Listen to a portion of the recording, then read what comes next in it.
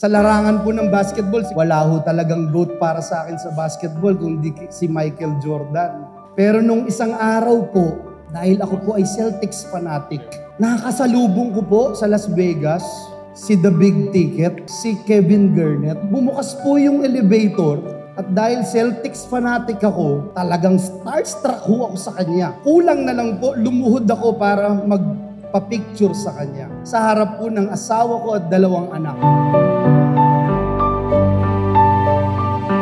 To cut the story short, hindi niya po ako pinagbigyan.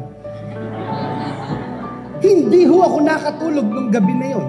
At nung gabi po na yon, iniisip ko, why am I chasing my goat? Kasi sabi ko sa kanya, you're my goat. Eh kung mawala ako sa mundo na ito, wala naman siyang pakialam sa akin eh. Hindi niya alam na nagsasalita nga ako ngayon, na kinukwento ko siya. Pero yung greatest of all time, na nagbigay ng buhay niya doon sa krus ng Kalbaryo, para magkaroon ako ng buhay na walang hanggan, nakakalimutan kong alamin kung bakit niya ako nilikha at inilagay sa mundo nito. Wala pong iba yan kundi ang ating Panginoong Hesukristo.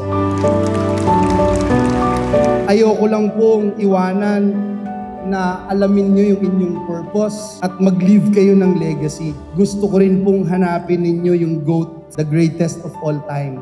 Sabi po ng Biblia, you can do all things through Christ who strengthens you. Para po sa akin, para magtagumpay sa mundong ito, para magkaroon ako ng legacy, kailangan kilala ko ang Diyos. May relasyon ako sa Kanya. At alam niya kung ano ang nais ko. At alam ko rin na kung kasama ko siya, siguradong magtatagumpay ako sa mundong ito.